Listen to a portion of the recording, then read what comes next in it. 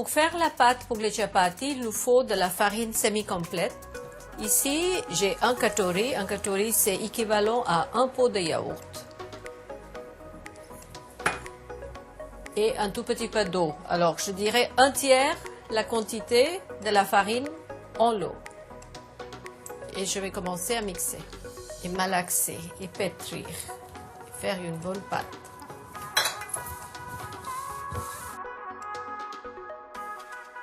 Je n'ajoute ni du sel ni de l'huile.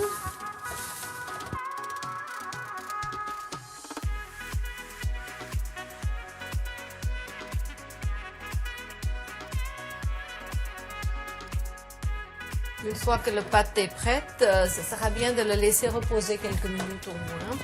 La pâte se garde très bien dans le frigidaire et ça se garde pendant quelques jours.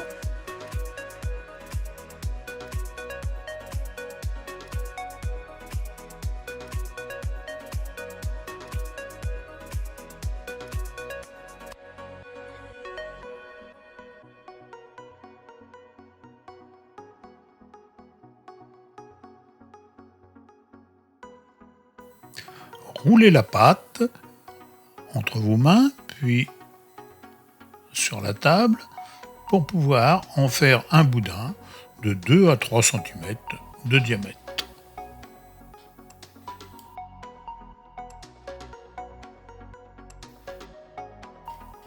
Coupez ce boudin en petits tronçons à peu près égaux.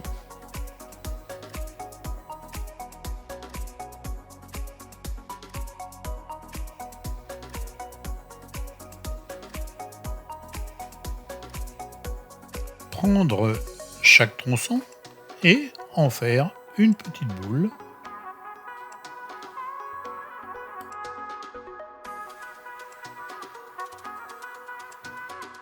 Il est temps d'aller allumer la poêle, que celle-ci soit bien chaude.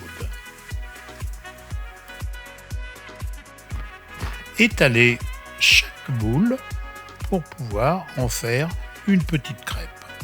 L'idéal, c'est de pouvoir passer ses doigts à travers pour qu'elle soit suffisamment fine.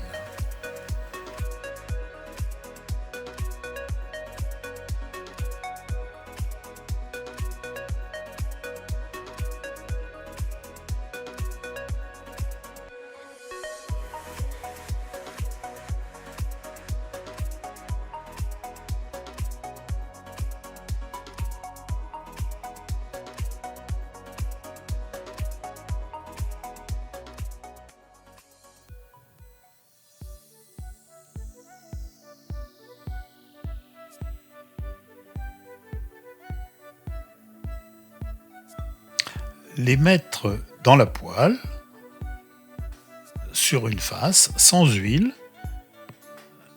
jusqu'à ce que des petites cloques se forment sur le dessus de la pâte.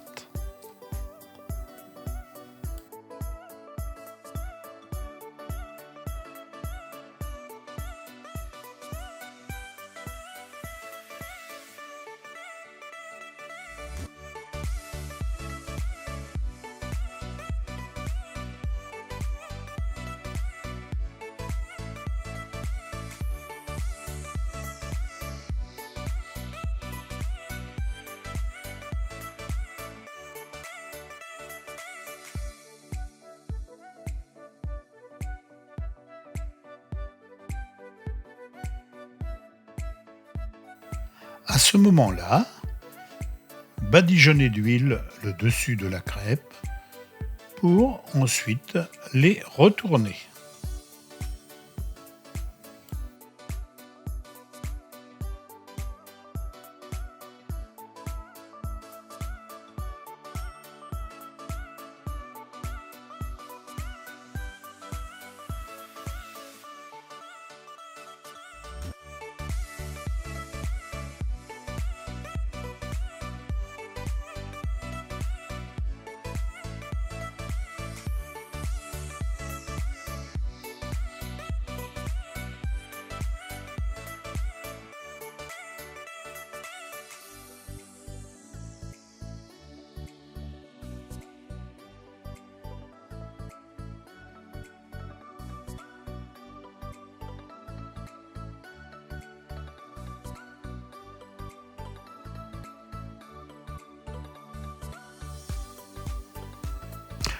Quand elles sont bien dorées des deux côtés, vous pouvez les retirer du feu.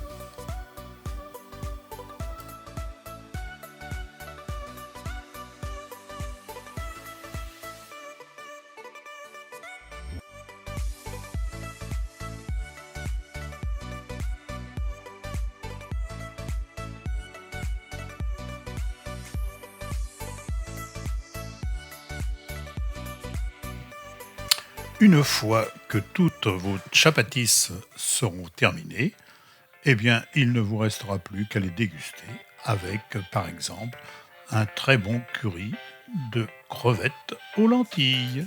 Bon appétit!